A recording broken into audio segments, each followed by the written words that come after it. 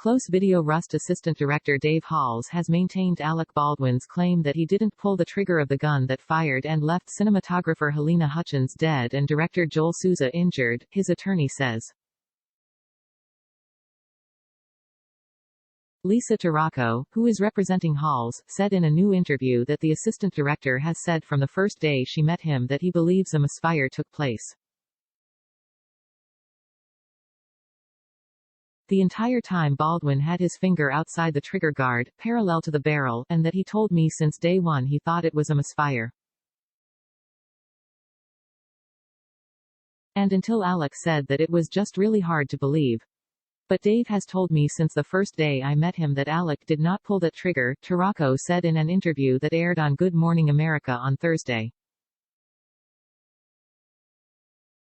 Seth Kenney was also interviewed. He is the owner of PDQ Arm and Prop, LLC, which provided guns and ammunition to the production of Rust.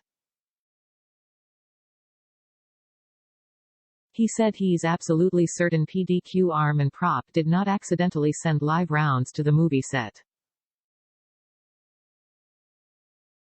It's not a possibility that they came from PDQ or from myself personally. When we send dummy rounds out, they get individually rattle tested before they get sent out. So if you have a box of 50, you've got to do it 50 times and then at that point you know they're safe to sound, he said. Kenney also claimed the live ammunition that was seized doesn't match what was on set. He also provided the outlet invoices showing the purchases made by Rust, the report said.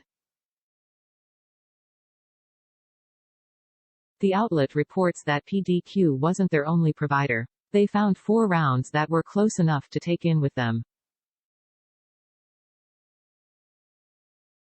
They're not a match but they were close, so there's something very unique about the live rounds that were found on Rust, but we've got to wait for the FBI to do its job. It was announced on Wednesday that Baldwin will sit down for his first formal interview about the fatal shooting that took place on the set of the indie western film Rust.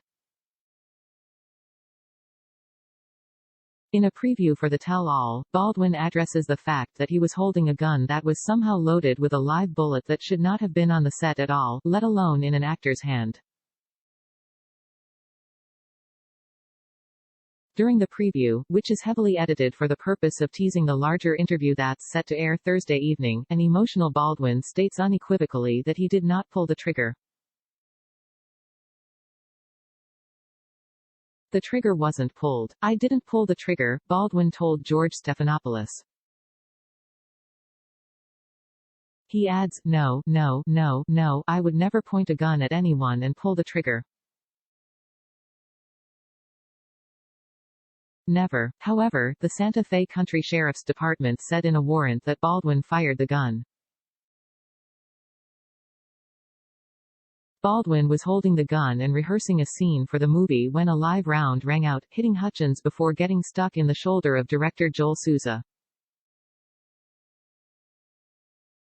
The Santa Fe Sheriff's Department said it is awaiting results from the FBI which would shed light on how the gun could have been fired, whether that was just pulling back the hammer, which hits the firing pin, just pulling the trigger or both. Guns don't just go off, Sheriff Adon Mendoza told Fox News Digital.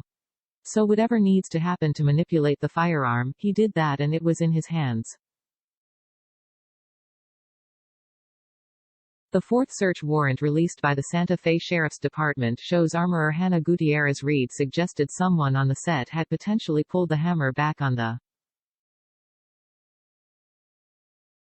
.45 Colt revolver during her interviews with police. We had the gun the whole time before that and nothing happened, and I wasn't in there, and they weren't even supposed to be pulling the hammer back, Gutierrez Reed was quoted saying in the search warrant. Fox News' Lauren Overholtz and Tyler McCarthy contributed to this report.